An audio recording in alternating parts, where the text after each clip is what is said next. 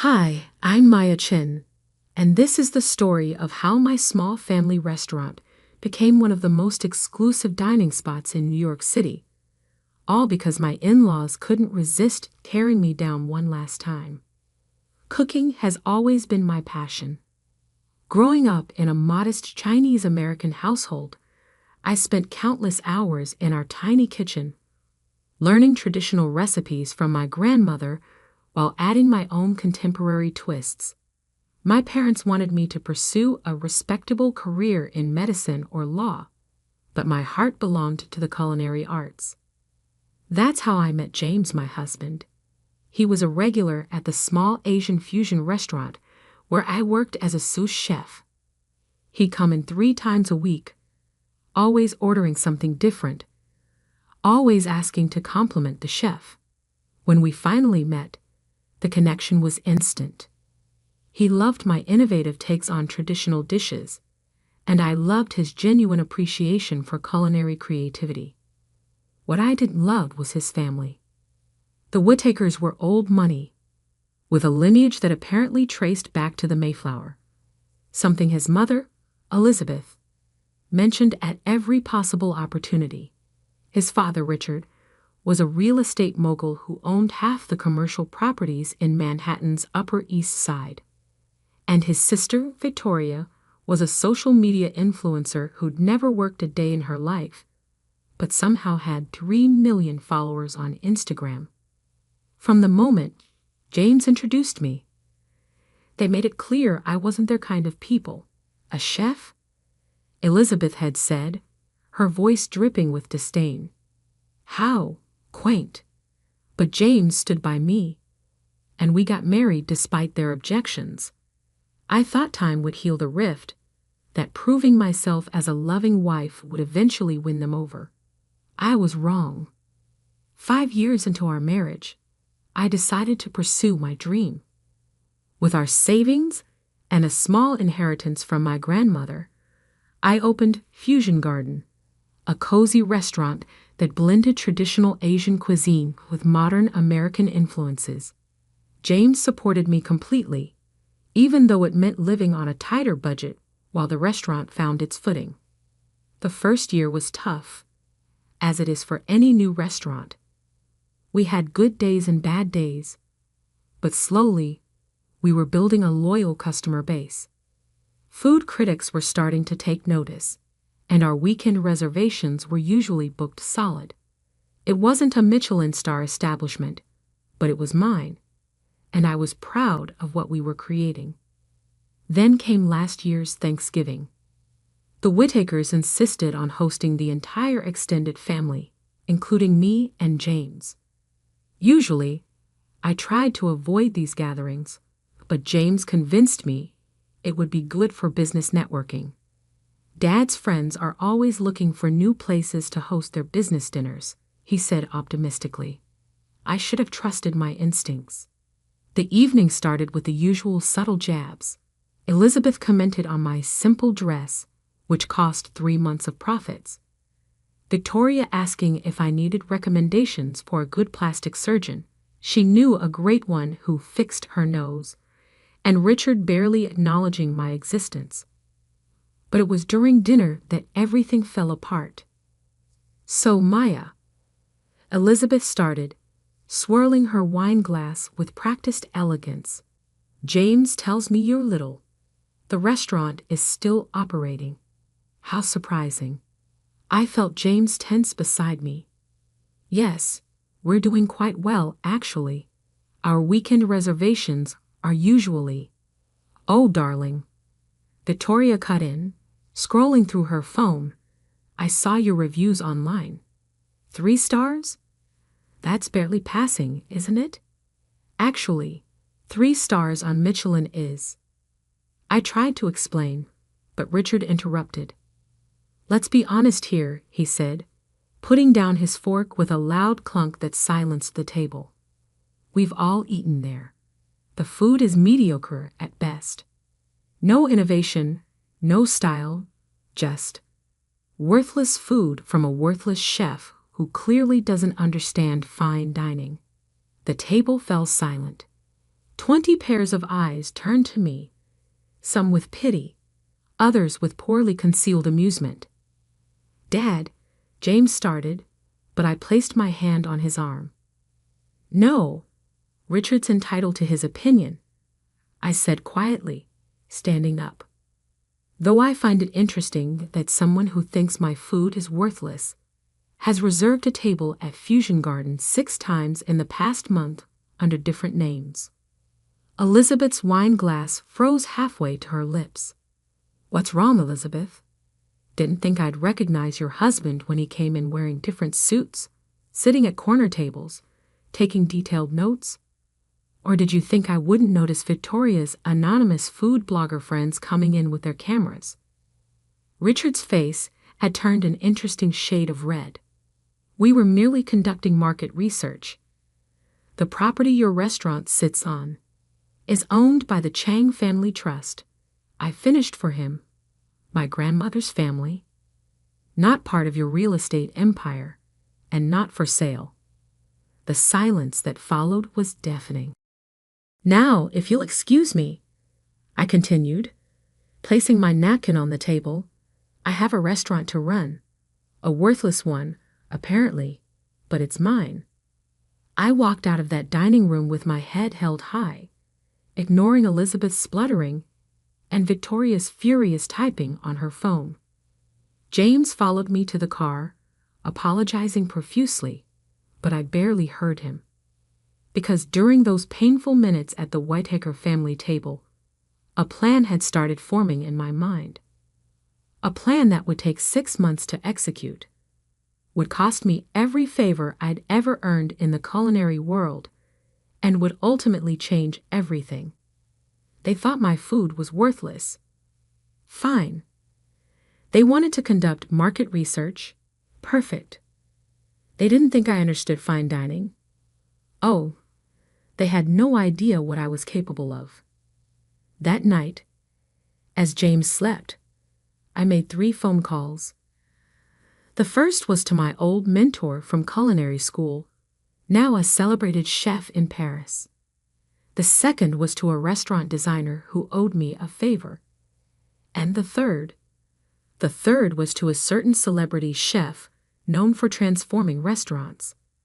By morning, Operation Restaurant Revolution was in motion. The next 6 months would test everything I knew about cooking, business, and revenge.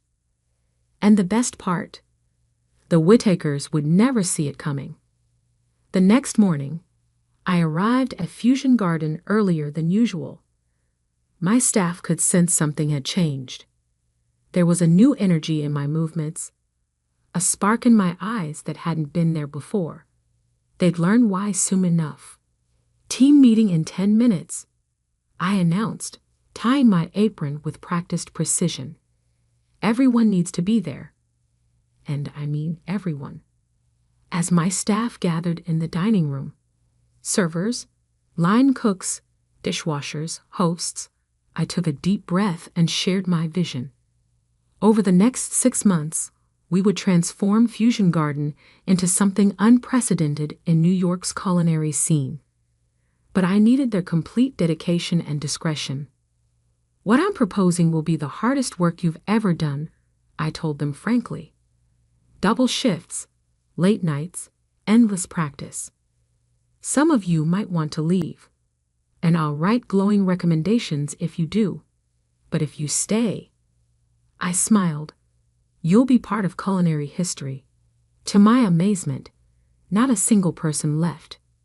They'd seen how I treated my staff, like family, better than my actual in-laws had ever treated me. They trusted me, and that trust was about to pay off. The next few months were a blur of activity, all conducted under absolute secrecy. The restaurant designer I'd called, Marcus, worked after hours, transforming our cozy dining room into something spectacular. We replaced every table, chair, and light fixture. The walls were redone in hand-painted murals depicting the fusion of Eastern and Western culinary traditions. The kitchen was completely reorganized and equipped with state-of-the-art equipment. My old mentor, Chef Jacques, flew in from Paris twice a month to help refine our techniques and train my staff. Together, we revolutionized every recipe on the menu, elevating each dish while maintaining the soul of the original concept. We weren't just making food, we were creating edible art. But the real game changer was my third call from that night, to Gordon Ramsay's team. I'd met Gordon briefly during my culinary school days, and he remembered my innovative dessert fusion that won a national competition. When I explained my situation and my vision, he was intrigued enough to get involved. The plan was simple but ambitious. Gordon would feature Fusion Garden in a special episode of his new streaming series about revolutionary restaurants. But first, we had to become revolutionary. For 6 months, we operated on 2 tracks. During regular hours, we maintained our usual service, though with gradually increasing prices and limited availability of reservations.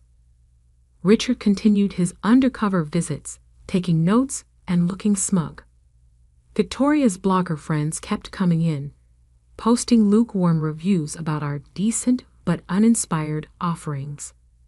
But after hours, we were building something extraordinary. My staff trained relentlessly. Every dish was deconstructed and rebuilt. Every service pattern was choreographed to perfection. We weren't just preparing food, we were creating an experience. James watched all this with a mixture of pride and concern. "Are you sure about this?" he'd ask, seeing me return home exhausted at 3 a.m. "You don't have to prove anything to them." "This isn't about proving something," I'd reply. "This is about becoming something." Finally, after 6 months of preparation, we were ready. The restaurant closed for 2 weeks for renovations. Victoria immediately posted about how this was the beginning of the end for Fusion Garden. Richard was overheard at his country club betting on how long before we went bankrupt. Perfect. The night of our reopening, I made sure the Whittakers received a special invitation. Elizabeth's RSVP came back with a note about how they were so concerned about our struggles and would of course support family in difficult times. They arrived as a group: Richard, Elizabeth, Victoria, and several of their society friends.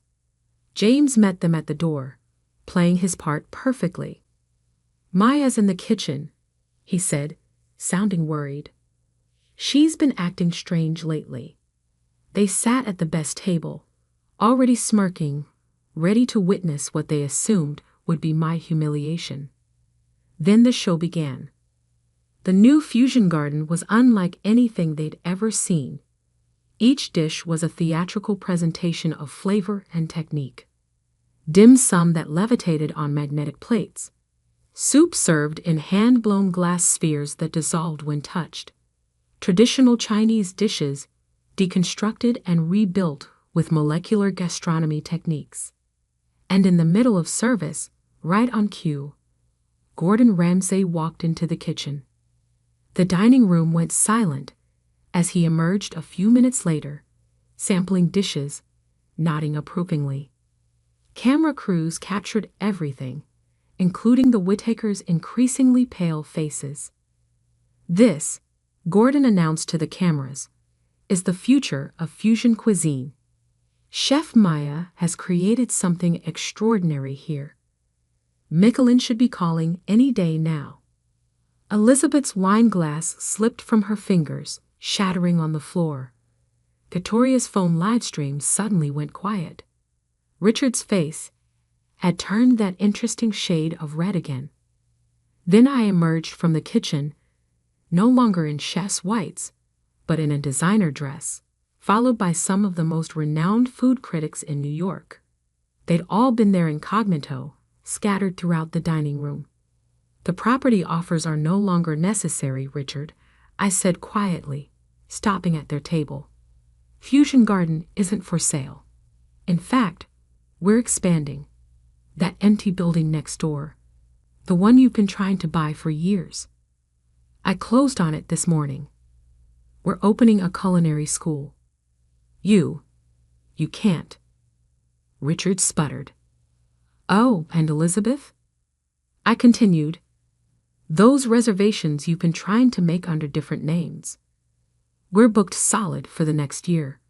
But don't worry, I've saved a permanent table for my family. I smiled sweetly.